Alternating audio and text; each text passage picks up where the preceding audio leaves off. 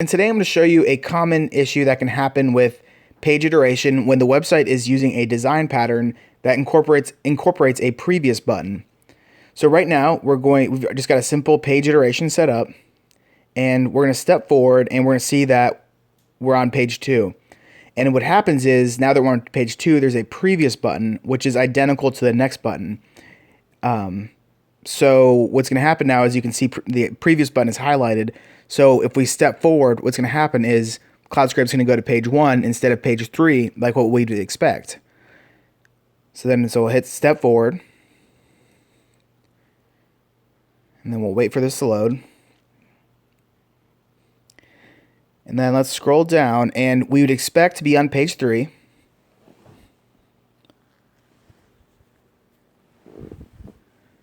But we're on page 1. So to fix this, we're going to click on the action page iteration. Then we're going to click edit, and we're going to take a look at the elements path. And right now, see, it's selected the LI, and then child class of A or child element A with the class of BTN.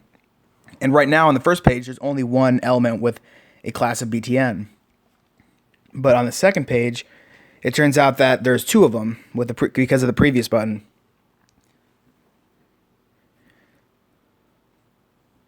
So we're going to demonstrate this by using CloudScrape's reveal elements and taking a look at the HTML markup a little bit. So we're going to click on the previous button, and then we're going to click on, let's scroll down, reveal an elements panel. And then you can see this is A with a class of BTN. So if there's just one button, this works fine. But with that second button, we've got the issue. So because there's 2 buttons, and even on the first page it'll work, it's the last button, we're going to use a CSS pseudo selector last. So we're going to add last. And then we're going to come down and hit OK. And then what we're going to do is we are going to step forward. So you might have to restart this. I'll just step forward.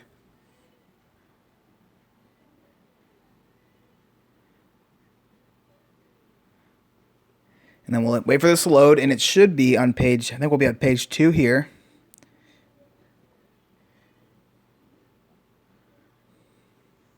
Actually, we're on page 3, perfect.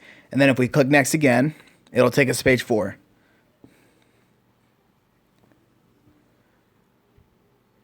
We'll wait for this to load.